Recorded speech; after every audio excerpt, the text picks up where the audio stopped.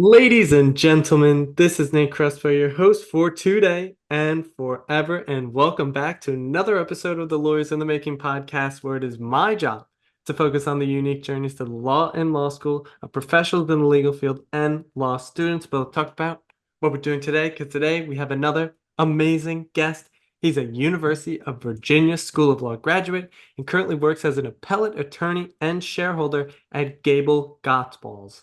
He also held past positions as a law clerk to the Honorable Judge Gregory Frizzell at the United States District Court for the Northern District of Oklahoma, and as a law clerk to Judge Kenneth Ripple at the United States Court of Appeals for the Seventh Circuit. Excited to have him on the podcast today, Mr. Justin Lollman. Going all over my words today, but welcome to the podcast. How are we doing today? Before going any further, I'd like to say a quick word about the sponsor of this podcast, Rhetoric.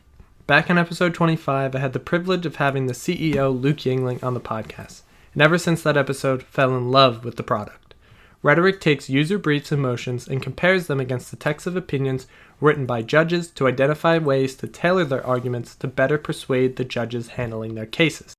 Rhetoric's focus on persuasion and helps users find new ways to improve their odds of success through more persuasive arguments. Know more, win more.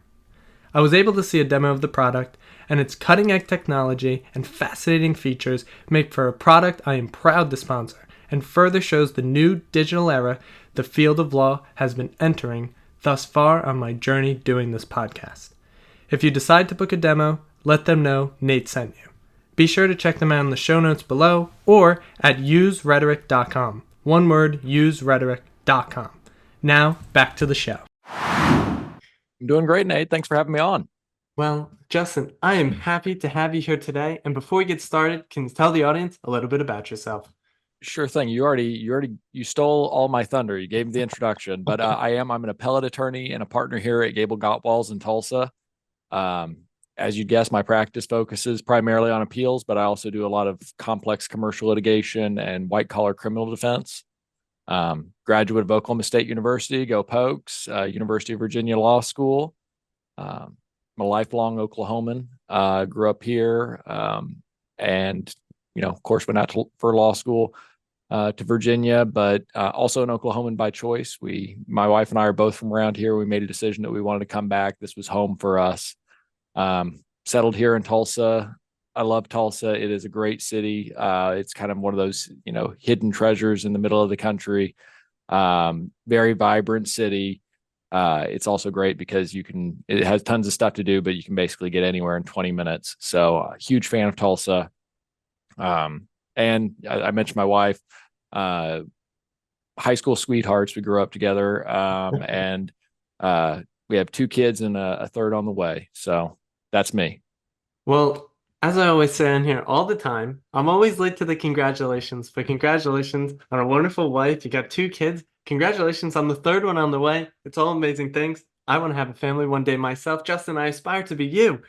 But let's go. And Tulsa, Oklahoma. I've never been to Tulsa, so my bucket list of places I have to go is growing even larger. I got so many places to explore. I'm very excited to get into that, but let's go all the way back. 2011, you graduated from Oklahoma State University. You got a bachelor's of arts in political science, and that same year, you found yourself at the University of Virginia School of Law. So simply put, Justin, why'd you go to law school? Well, I was trying to think about that because I figured that'd be one of the questions for today. And I don't know that I can't pinpoint a specific moment in time where I knew from some experience that I wanted to go to law school. I think it was one of those things that I was always interested in, and that over time I had experiences that confirmed that was a good path for me. Growing up, I really enjoyed and gravitated towards the kind of courses in history and government, and I always enjoyed classes that involved a lot of reading and writing components. So it in a way, it always just worked out that way. That's what I knew I wanted to do. But I did through college. I worked at volunteered at a legal aid, and so I was able to get some real life experiences as far as seeing what the day to day for a lawyer is like, which, by the way, for anybody listening who's thinking about going to law school, if you have the opportunity to actually sit in a law office and see the day-to-day practice, that is super helpful to give you some perspective on what it's like to be an attorney, because what you see on TV is not all, it's part of it, but it's often a very small part of it. So anyway, that's kind of the general reason for why I wanted to go to law school. It was one of those things that always fit my interests. Yeah, and to piggyback on what you said, getting that experience, I had the fortune of last summer, actually, exactly a year now, that I worked at my DA's office, and it was very valuable to me. I got to see what lawyers are doing and what their day-to-day looked like, and I also got to experience a DA's office, which is a very unique experience. I get to see the DA all the time. It was like very weird. I'd be like walking out of the office, he's like walking in, I'm like, oh my God, that's the guy from the TV. But it also helped me figure out what I don't want to do. And being an assistant district attorney is definitely something I didn't want to do, which we will come back to. But let's go to the first year of law school in 2011. People love it, people hate it. But Justin, how was it for you? I loved law school. That first year of law school is very hard. I mean, it's a high stress environment. I'm sure if you'd asked me at the time when I was in it, are you enjoying this? I probably would have said no. But I really enjoyed going to class. I loved being a student. I loved learning. I loved reading and writing. And I enjoyed the parts of class, the kind of problem solving and the critical thinking. And that's really what law school is. And it's all great up until about the last few weeks when you actually have to get ready for exams. And that's when it really starts to suck. But up until then, it's wonderful. I enjoyed it. Hat tip to University of Virginia. It is an excellent place to go to law school. There is something there about that the university is cultivated, and that the student body is carried on, of having just a very positive culture amongst the student body. Everyone there is incredibly smart, high achieving, but also very humble and kind. And that's I think that's something they try to cultivate amongst the student body, and when they're selecting classes. And you definitely see it carried out. It makes it just an incredibly pleasant place to go and learn the law while you're still in a very competitive atmosphere. But they just do it. They just do it better than any other place I've ever heard of or had any experience with. So going through at law school, you had 3 summer associate jobs. You worked at GableGotwals, which I hope am I saying that right? Am I saying that You right? are. That is right. Okay, there we It's go. a mouthful. Usually I get the names wrong and I gotta go back, but there you go. I'm 1 for 1 here. But which is interesting, you work there now. But you had your second summer associate job at Sullivan and Cromwell, and then you ended back up at GableGotwals. So sort of my question here is, through all those summer associate jobs, did you figure out what you wanted to do? And if you did, how did you figure out what you wanted to do in terms of specialization with the law? I don't know if I discovered through summer associate positions what I wanted to do. I knew I wanted to do something in litigation, and I was able to do both of those at both of those firms. Sullivan and Cromwell, they're a very large, very sophisticated, white kind of a financial services law firm. They do everything, but they're especially known for working with some of the big banks on Wall Street and doing some of that sort of financial stuff, which wasn't necessarily within the wheelhouse of things that I wanted to work on. And also at the end of the day, I knew that at a certain point I wanted to come back to Oklahoma, whether that was going to be after a stint at Sullivan and Cromwell or just coming back directly. And I think through being at both places, both summers, I decided pretty early that no, I think I want to get back, as quickly as I can to Oklahoma and start establishing a practice there. Of course, we'll probably get to it in a bit. I did deviate from that a bit. I went off and had a clerkship in Indiana, but still along the way through those summer associate positions, I certainly knew I wanted to do something in litigation. I don't know if I knew at the time that it was going to be appellate. That probably came later. So I think what's so important there is that you're finding out what you didn't want to do. Like I said before, working at the DA's office myself, I found that, wow, I'd never want to be an assistant district attorney. No, no flack to them at all. They do a great service for the community and for the people that they work with, but it's just not my cup of tea. And so going through law school, getting all this experience, can you go through sort of those summer associate experiences? What were some highlights? What were some takeaways that you had going through those jobs and being able to work in that environment? Oh man, you're taking me back now. You know, summer associates, the gigs at those law firms, they're great because the law firms generally they wine and dine you. You're doing all kinds of fun stuff. You're getting to work on interesting assignments. Um, Highlight of them, man. I mean, both firms I summered at were really good at getting you opportunities to not just to get you out of the office, to go watch a deposition, to go watch a hearing, and those are super valuable experiences while you're in law school, while you're early on in your career, is to see somebody who actually knows what they're doing out there doing their thing. So those are always a highlight. And every time we get summers, where our summer class is actually getting ready to come in here in July, and it's kind of planning too about finding, all right, what are going to be the opportunities for them, because I want them to be able to come out and see what the experience is like. Of course, a lot of our job is done here in the office, but to the extent we can find opportunities to take them to a deposition, to take them to a hearing, if anybody has a trial going on for the weeks that we're here, to try and get them to that trial, those are the real useful experiences that you can get in these summer associate positions. So we always try to carve those out. So moving on from those summer associate, I have to ask, since you had two summer associate positions at GableGotwals and you now work there right now in the present, it has to do with networking. You held your networking relationships with those people and eventually came back to them. So can you talk about the importance of networking, how it's been for your career, and how it's landed you right back in the place that you started? No, that's exactly right. I mean, it really is everything in your career. I mean, you can be the best attorney there is, but if nobody knows about it, it's not necessarily going to matter. And so it's all about getting to know, as many people within your community of work that you can. And honestly, there's something about early in my career, I kind of rebelled against the idea of networking because it just feels so transactional.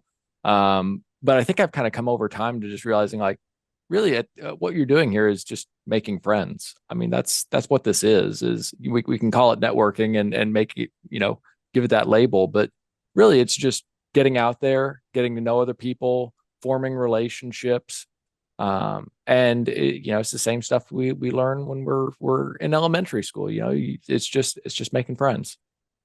Of course, I couldn't agree more with that. It's a great reframe on the whole networking thing because I think the word itself can be a little scary for some people who maybe are not, putting themselves out there or may not be inclined to put themselves out there. But when you just frame it as, I'm just going out there, I'm talking to people, learning about people, asking questions, being curious, it just makes it all that easier. But I want to talk about your law clerkships. Now, people come on this podcast, they talk about their law clerkships. It is like the greatest experiences of their life because they get to work so closely with judges. They one-on-one even go out to lunch with them all the time. So you were a law clerk to Judge Kenneth Ripple at the United States Court of Appeals for the Seventh Circuit. So can you talk about that experience? How did it go? Did you love it? Did you hate it? What was it like? I absolutely loved it. I am a huge fan. If anybody who's coming out of law school or in law school right now, is on the fence or curious about it, reach out to me, reach out to somebody who's done one before, because it is an amazing opportunity, particularly for somebody who's interested in going into litigation. Coming out of law school, it has elements that are like law school as far as it can be at times a very kind of monastic lifestyle. You're reading a lot, you're thinking a lot. You're not the core group of people you're interacting with is the group of people in chambers. And so it's a small group. but you're also doing something that's real life. It has practical, very real world experiences for the parties. I mean, you are there helping the judge to apply the law to the facts. Um, and honestly, it's one of those things where you're really getting to work on a case at the most interesting part of the case, whether it's when it's coming up on some critical motions, or it's getting ready to go into trial, or it's on appeal. You're getting to deal with the interesting part. You didn't have to deal with, all the client management that comes up behind it, or all of the discovery fights with opposing counsel, or doing all of those things to get the case ready. You're just dealing with the case once it's reached, the kind of white hot interesting part of the case. And you also just develop a great mentor relationship with someone. If someone's reached the point of being most clerkships are federal clerkships, there's certainly state ones, but either way, whatever it is, once they've reached the part of being a judge, they have a wisdom of all the background and experiences that have brought them to be in that role, and they are great mentors, and you can learn so much from them. And that's kind of what the model of this clerkship relationship is helping to bring up new attorneys. And as far as once you get back out into private practice, it's a great benefit because you learn your audience.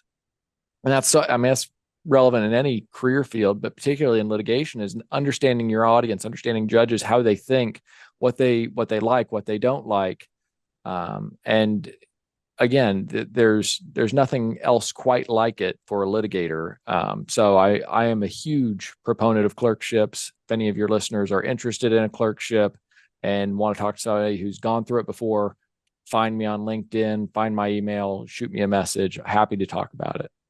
Justin, I'll hold you to it. I'll hold you to that. I will have swarms of people come. No, I'm kidding. But it's just great to hear, because something I love to talk about on this podcast is just like people like you who are willing to give it forward, who are willing to answer anyone's messages. Because I think a lot of the times, you go out there, maybe people start a LinkedIn, they're looking to get more information. It's a little scary. It's definitely a little scary. But you just got to send that message, reach out. Ask those lawyers, ask those attorneys in maybe that field that you're interested in, all the questions that you may have, because they are more than willing to answer those questions.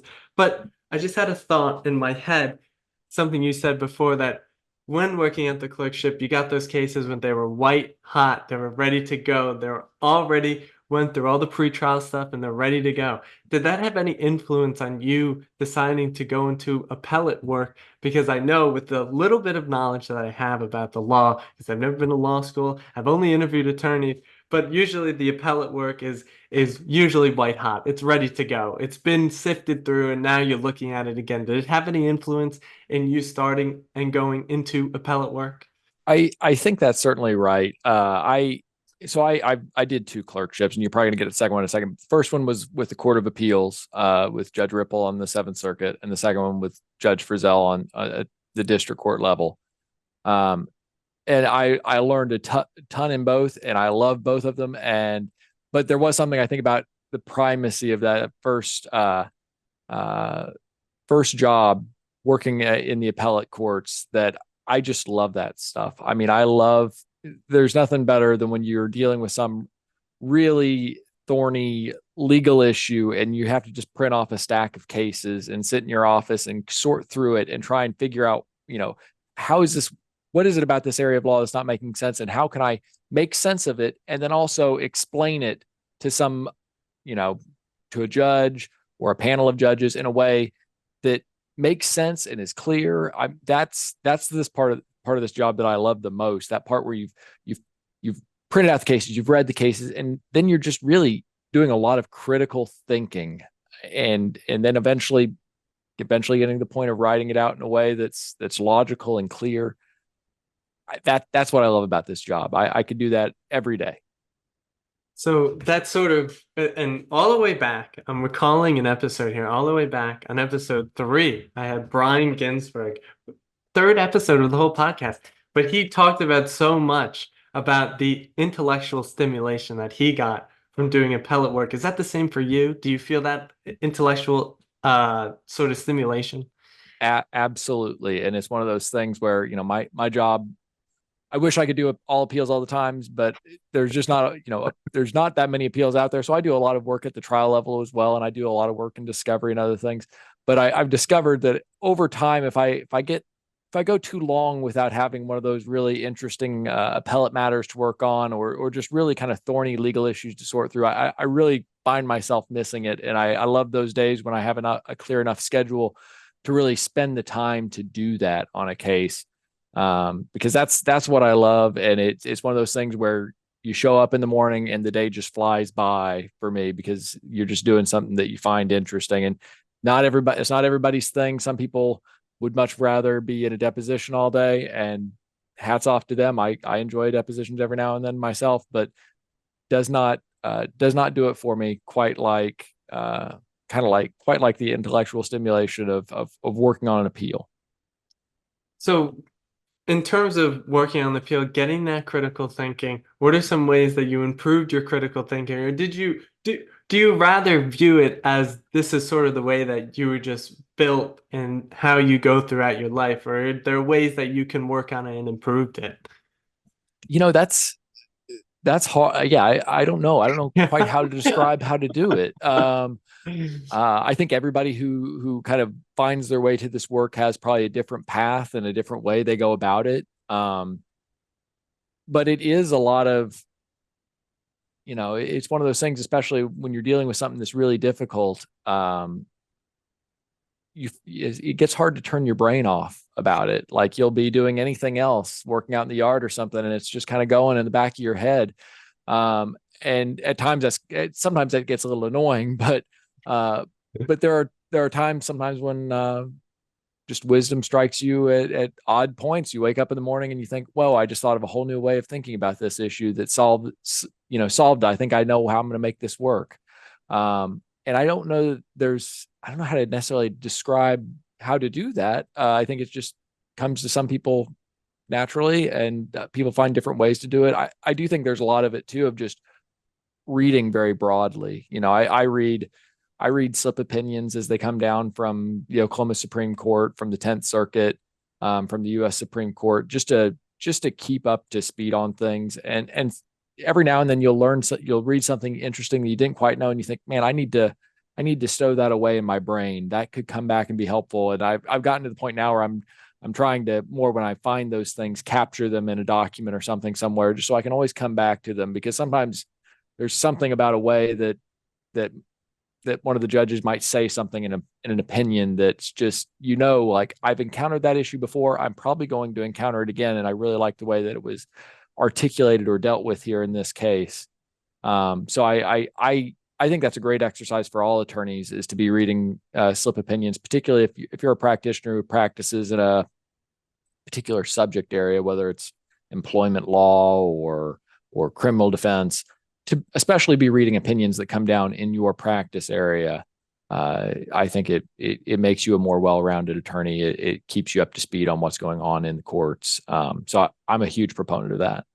Yeah, I think to your point, whenever I find something interesting on the internet or I'm on my laptop, I have about 50,000 millions of post-it notes all over my room because I see something interesting. I'm like, oh, I gotta write that down. I gotta write, and it's very messy on my desk sometimes. Yeah. But it's just one of those things where it's like, I need to write it down so I can't forget this, because I feel like this would be so important. Sometimes I don't come back to them. Sometimes they're so valuable, but I think the practice of just writing it down just keeps me present, keeps me conscious of like what I'm thinking about, what I'm trying to figure out, those sorts of things. But in your time doing appellate work, do you have a highlight appellate case that you did that was like maximal intellectual stimulation? Like you doing it was like, this is the greatest thing I've ever done in my life. I have a case where it was a very interesting issue. It wasn't an appeal. It was at the district court level, but a few years ago, probably 1 or 2 years ago now, the U.S. Supreme Court decided a landmark Second Amendment case, New York Rifle and Pistol Association versus Bruin, which established, it's the first time ever that the Supreme Court established like what the standard is for deciding Second Amendment challenges. They'd never decided before. They decided, that it's an individual right. They decided that it's a right applicable through the 14th Amendment against the states, but they never said, here's the test to apply in deciding a Second Amendment challenge. Well, in Bruin, they did. And it's this test it's a text and history standard, and it requires you to do this really in-depth historical analysis of what kind of regulations existed at the time of the founding era, firearms regulations existed at the time, and how those would apply to the current, the current regulation that's at issue. So we had one of those cases. It was a case that I do some criminal defense work. It was an appointed case that I worked on with a colleague. And the whole issue was raising what they refer to as Bruin challenges. It was raising a Bruin challenge to the felon in possession statute. And these have bubbled up since Bruin all over the country. And we ended up losing the motion, which most of these have lost out. But just going through the exercise of pulling out these old, 18th century historical firearm regulations and going through the exercise, there are a lot of lawyers who kind of throw up their hands and say, what kind of test is this? I don't know how to do this. I'm not trained on how to do this. What's the Supreme Court doing, giving me this standard to apply? And given it is a different standard from any other thing you generally do in your day-to-day practice of law, but it was a blast working on that case. And the colleague and I who worked on it, we just had a great time doing the analysis, making the argument. Honestly, I think the prosecutors on the other side enjoyed the kind of intellectual stimulation of going through this argument. I think the court did as well. It was a privilege to get to work on that case. We didn't win, but it was still interesting, and I still enjoyed it. Yeah, I think one of the most mind-blowing things that ever occurred to me, similar to your situation, in having to go back all the way to like the 1800s and figure out what those standards were and then apply it to now. One of the classes I took in college, when was this? I think this might have been freshman year. So about 2 years ago, but I took history of US trials, and we had a whole unit going through like the insanity defense and what sort of the test was. And like it used to be so crazy, like the tests from like the middle of the 1800s was like super duper hard, and then like you look 50 years later and it's like it's barely anything. You need barely anything to prove insanity, and it was just like one of those interesting things within the law where it's just like, oh my, it was a ton of, like to your point, a ton of intellectual stimulation that I felt researching those things and having to write a whole paper about it. It was just super, super interesting. I'm not gonna lie, I'm pretty jealous about that class. I kind of wish I'd taken that. It was good. The teacher was he was super old, but he was like a world renowned. I think he was at the University of Virginia for a while as a professor, and then he came to Albany, so he was teaching that class. But he was the one, because I told him I want to go to law school, and he's like, you should read 1L by Scott Turow. And I was like, okay. So I read it. He's like, you don't want to go anymore, right? I'm like, no, I'm still considering. He's like, what? He's like, usually it's one of those things I give to people and they come back to me and they're like, oh, I don't want to go anymore. But he was a great teacher. And honestly, one of my favorite classes ever. I've learned so much about just the law in general, sort of precedent, and how it has such a big impact and significance on the legal field and what happens in the courts. And it was a super interesting class. But the only maybe not a downfall, because I like reading books, but when he would go on a specific subject, we'd have to like raise our hand for a minimum amount of times in order to get all the points. But he would give us like full books. So like this like 300-page books, you have a week to read it, see you later. And so that wasn't probably great for everyone in the class. I enjoyed doing that, but it's not everyone's cup of tea. But let's talk about what you do now. You're an appellate attorney and shareholder at GableGotwals. But you started as a litigation attorney in 2016. You are now a shareholder. So what I want to ask is sort of going up that totem pole, becoming a shareholder. What is an ideal associate look like for you? How do you put yourself in a position to get yourself in the position that you are right now?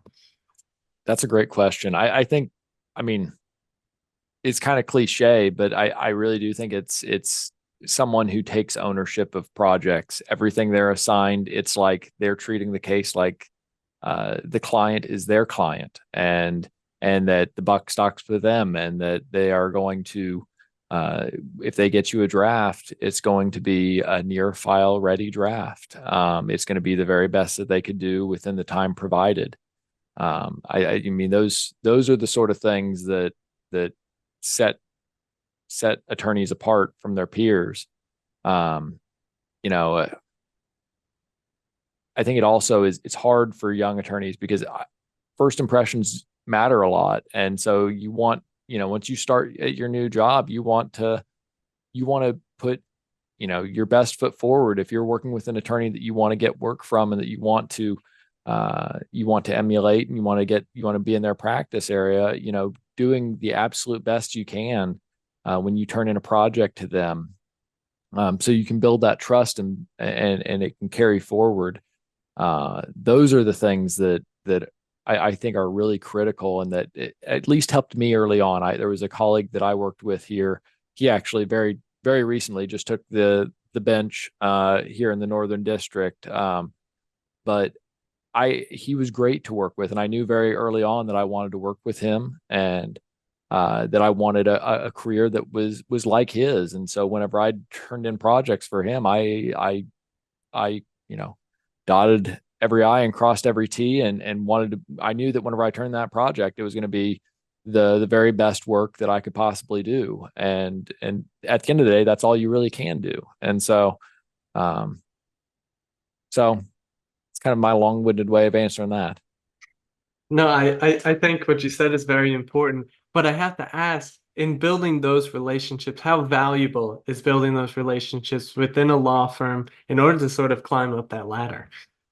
Yeah, it's critical. I mean, when you're a new attorney at our law firm's it's not necessarily, it's big law for Oklahoma. It's not big law across the country. We have around 100 attorneys in 3 offices.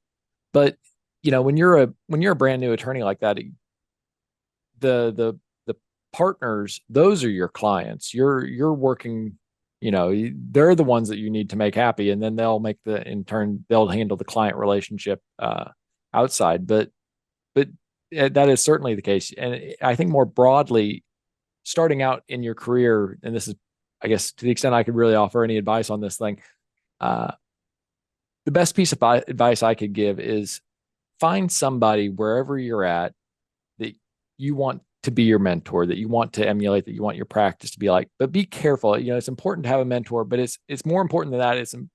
You need to pick somebody that would be a good mentor, because at the end of the day, when you come out of law school, the habits that you pick up working with, whatever that partner's proclivities are, they're going to become yours. Those are going to become your habits. So if they are, if they have high ethics and they practice law with integrity, you're going to develop those things.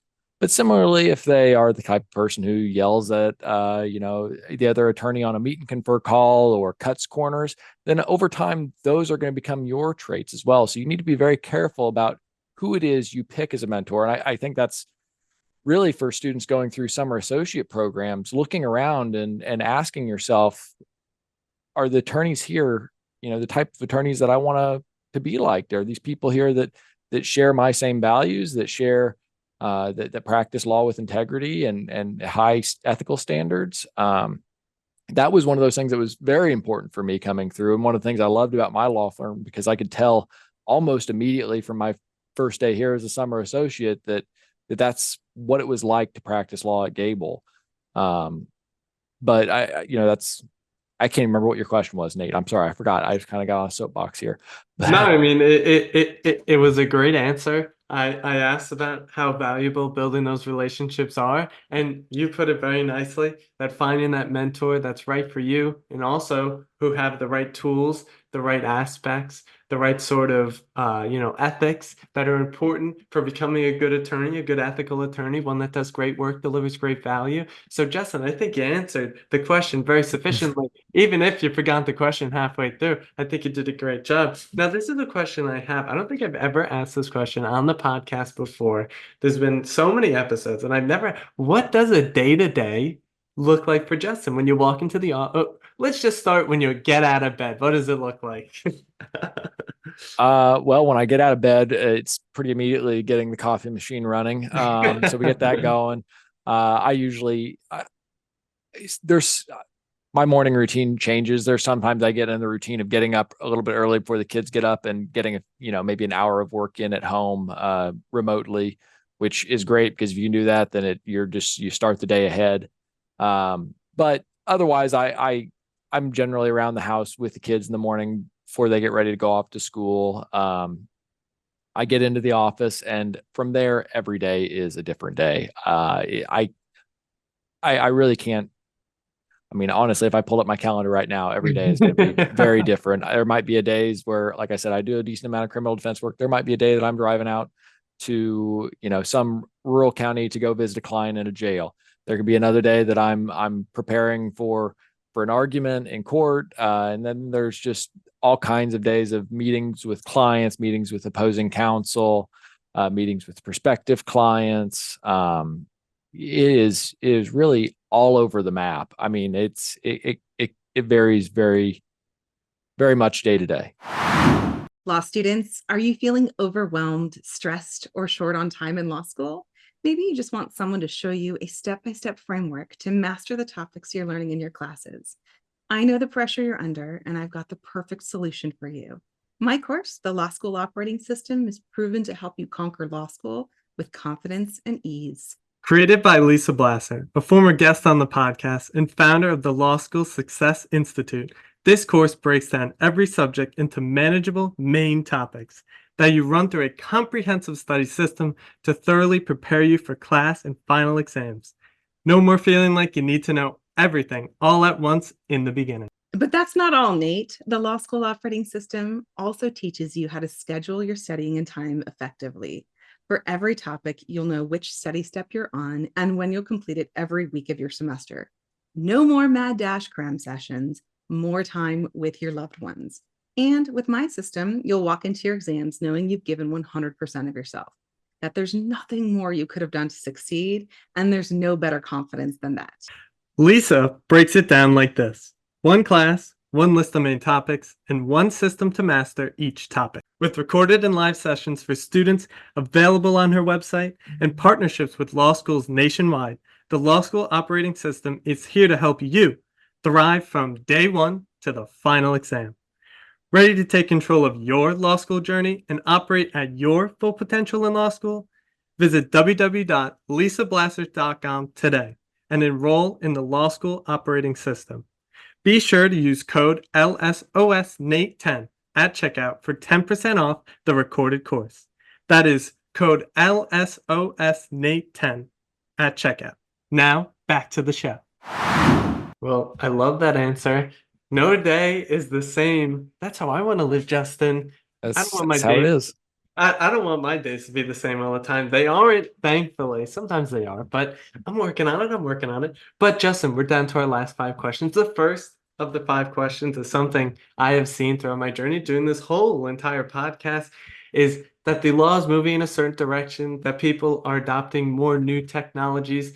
The old wigs of the law seem to be getting pushed out a little bit, and there's a new generation, all these people using software, using AI. So this is sort of the tech stack question per se, but what does your tech stack look like? What sort of technologies are you using, enhancing your time at your firm, or maybe just technologies you use in your daily life that you feel like are helping you a lot? Well, so I'll give one. Well, let me back up. I'm actually probably a pretty low tech guy. And maybe it's because of being an appellate attorney, but honestly, I'm a big proponent of books. A lot of folks read. There's been it's kind of sad. There's a lot of law firms at a certain point in time used to have large law libraries, and I would kill for a large law library at our law firm. But this modern, you can see here we got a more modern law office. It's smaller. There's not as much room for those books, but there is something. And this goes completely against the whole spirit of your question. I'm so sorry for that. It's totally fine. There is something about reading a case or reading a statute in hard copy that there's something about it getting into your brain easier than reading it on Westlaw or on your computer. And there's also something about having, especially with statutes, if you have a statute book and you're trying to follow the statutes by clicking section to section on Westlaw or something else, you might miss something. Whereas if you have the book, you can kind of flip a few pages ahead and see, oh, wait, here's another statute that seems on point, or, oh, here's a statute that draws an exception to this one. And there's, you can still do it on Westlaw or on your computer, but there's just something where you might miss, you're more likely to miss it if you don't have it in paper. And there are, again, just a whole bunch of different treatises and other books that oftentimes aren't accessible online unless you have certain different, subscriptions that at least I don't have. So you can see behind me, I have a collection of books, including kind of a small running collection of dictionaries, old dictionaries. I'm a bit of a dictionary collector. So going completely against the spirit of your question, I do think there's something lost sometimes with too strong a focus on technology. The one technology thing that I've started integrating more into my practice is having, I use Microsoft To-Dos tasks list to just keep up with pending tasks and deadlines. It's great because it can go through my desktop to my phone to my iPad to all these different things. And the imperative of creating task lists is, if you don't, you're gonna miss something. So it's best to have one of those and have your assistant helping you manage it. But that's not very high tech, and so I'm sorry, I'm just not. You just asked the wrong guy this question. No, listen. What's funny about it all is that I don't use any audiobooks, even though I probably should. I don't do any audiobooks. I never buy any books online, like to read or like a Kindle. I buy all my books physical. They need to be physical. So maybe I'm constantly going against the grain of my own questions. Don't worry, Justin. But I can't read things on computers. I have such a hard time reading things on computer. And I also get easily distracted. If I'm on my phone, I get a notification. I'm clicking on the damn notification. But I'm not getting any notifications on my physical books. Thank God. One day, maybe one day they will. And then it's over for me. Then I'm done. But I have to ask, where's this love for dictionaries come from? You're piquing my interest here. Yeah. So I read Justice Scalia and Brian Gardner have a book called Reading Law, and it's a book about legal interpretation. And of course, they take more of a textualist bent to legal interpretation. But they talk a lot about the importance of having a variety of different dictionaries and having dictionaries from different time periods. Because if you're interpreting a statute written in 1910 and you're reading a dictionary from 2014 or 2024, meaning of words change over time. And really our job at the end of the day as lawyers is, we're working with words. The law is, the rule of law is the law of words. And so understanding the meaning of words and how they apply in different settings, it's important to have different dictionaries. And so, I frequently will cite dictionaries in briefs. I'm not going to be citing necessarily a collegiate dictionary or an online dictionary. I want to be able to pull out the actual hard, the book itself and lay my eyes on it. And so I got a Webster's second right over here, and I got a Webster's third over here, and the Oxford English Dictionary, some older copies of Black's Law Dictionary. So like I said, it's funny too, you can find a lot of these really very nice older dictionaries at used book sales. So I think I picked up a Webster's second dictionary, which is a very, you can't see it here, but it's about I don't know, probably 9 inches thick or so. And picked it up at a used book sale for $2. I think I looked on eBay and it's like $100 to buy one of these things used. So I was astounded. It was a great deal. I think that's amazing. It's fabulous, honestly. Like the fact it's so niche. I love it so much. Just the fact you're buying all these dictionaries. I might have to buy myself a dictionary. Justin, you're convincing me right now to start buying dictionaries. But speaking of books, great segue into the next question. The fourth question we have live on the Lawyers in the Making podcast. Justin, what are your book recommendations for people? Doesn't have to be about the law, just some of your favorite books, something you give a gift to someone. Sure. So, well, it doesn't have to be about the law, but it will be. I coming out of kind of clerkships, out of law school, I started reading, and I'm bad about this. I'll get on a kick of reading books about the same topic. But I got on a kick of reading a lot of books about judicial biographies, and I love them. Some of my favorite ones. So Scorpions by Noah Feldman. It's a book about Justices Black, Frankfurter, Douglas, and Roberts. And those were all justices appointed kind of during the New Deal era of the court. They're all FDR appointees. But it talks about their kind of relationships, some of their feuds while on the court, talks about their experiences, backgrounds. They were all brilliant attorneys, very different styles, very accomplished attorneys. But it's and Noah Feldman is an amazing writer. He's a law professor at University of Harvard Law School, and it is just a incredibly well written book. I think it's one of those books too that not just attorneys will enjoy. It's just written in a style it's very accessible for any audience. Other judicial biographies I really enjoyed. There's a biography of Justice Lewis Powell by Professor John Jeffries. John Jeffries was a UVA law professor who clerked for Justice Powell, and Justice Powell is just he was a lawyer's lawyer, very accomplished lawyer in private practice who was appointed. He didn't have any judicial experience before going to the Supreme Court. He was, I believe, president of the ABA, had a very successful career in private practice before he went to the bench, and just a wonderful human being. You pick up on that throughout the book. Very smart, very humble. Final one of the judicial biographies, more recent one by Thomas Evans. It's about Justice O'Connor. It's just called First, since she was the first female Supreme Court justice.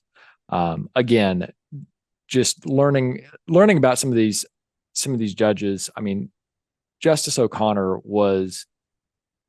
I aspire to be just as efficient with my time and as high achieving as she was, because she had so many things so many barriers coming up in the practice of law as a woman during the time that she was at, when she started practicing, and just breaking so many glass ceilings to get there. So love that book. Thomas Evans, again, just great job writing that. Final one I'll give you is not legal related at all, and it's probably one that your listeners would never have heard of. It's from a small publisher, but it's called A Very Small Farm, and it's by an author called William Paul Winchester. It's published by the University of Oklahoma Press, but it's just about this man, Paul Winchester, who lives on a small farm outside of Tulsa. It's a 20-acre farm, and he practices basically subsistence agriculture. He raises almost all of his own food except for just a few small items. And it's just him kind of talking about his life and what it's like to be out there and live this very simple, very beautiful life. Just kind of living off the land, being connected to the land. And I read it during the pandemic, and there was just something, about how life in general kind of slowed down a little bit during that time. And it was one of those things where it's like, gosh, should I just wrap up this law practice and go start my own little farm? I realized I'm not that good at it. But it's just one of those, it's kind of a very quiet book. It's a very, sounds wholesome. It's super wholesome. I can't quite describe it. I probably do a bad job of it every time, but it's a short book, so you ought to give it a try. I loved it. I gotta try it out myself. I love wholesome things. I love small dogs. I love kittens as well. I think they're great. I'm not the biggest fan of cats. They're sometimes they're a little aggressive. They're a little standoffish. I'm like, come on, I just want to be friends. But third to last question here, Justin. What are the sorts of things that you consume, not food, consume on a daily basis? either that through social media, so Instagram, Twitter, LinkedIn, Reddit, YouTube, Facebook. What's crossed in the transom of Justin's mind on a daily basis? Any podcasts you listen to too? Any recommendations like that? So I'm not, except for your podcast, I don't listen to a ton of podcasts. So Thank you. I'm more sporadic with podcasts. There's times where I'll find ones on subjects that I'm interested in, but I'm not necessarily always a regular listener. I of course follow. I'm active on LinkedIn, somewhat active on Twitter, but I follow the kind of legal communities there. There's very active legal communities and appellate legal communities on Twitter and LinkedIn. So I love connecting with those. I learn a lot that way. I mentioned earlier, I read slip opinions as they come down. So is the Oklahoma Supreme Court, is the Oklahoma Court of Civil Appeals, is the 10th Circuit, Supreme Court, is they're issuing decisions. I'm reading them. Of course, life gets busy. I sometimes fall behind and I miss certain opinions, but I try to keep up just because I want to stay up to speed on what's going on with the law, what's going on with our courts. Outside of those two things, as far as regular stuff I consume, it's after that, it gets really more into kids television because, the kids, so I watch, of course, keep up to speed on my Bluey. Gotta watch Bluey. If you give a mouse a cookie, Prime has a really good show doing a TV version of that book. Kids love that one. So anything the kids want to watch, I love spending time with them and enjoying what they enjoy. Well, it's a great segue into my next question. I hope that your kids are watching Shrek. It's my all-time favorite kids movie. I hope they are. It's a great movie. They do a great job. But what does an ideal Friday night and Sunday morning look for Justin? Friday night. Well, it's the interview right now we're doing is on a Friday. So I'll just give you a preview. We ideal Friday night, especially when it's summertime, is grilling some burgers outside and swimming with the kids in the pool. We recently moved to a new house coming up on 2 years ago. It has a pool and the kids absolutely love it. I wish these kids are so lucky these days. I didn't have a pool like that growing up. They're loving it. So seeing them have fun, getting out there and, goofing around with them and cooking some burgers and just enjoying the weather before it gets too incredibly hot, which it can here in Oklahoma. That's the ideal Friday. Sunday morning, for us, it's kind of a slow morning. We'll get up, get the coffee going. If we're adventurous, we might go out and get breakfast together.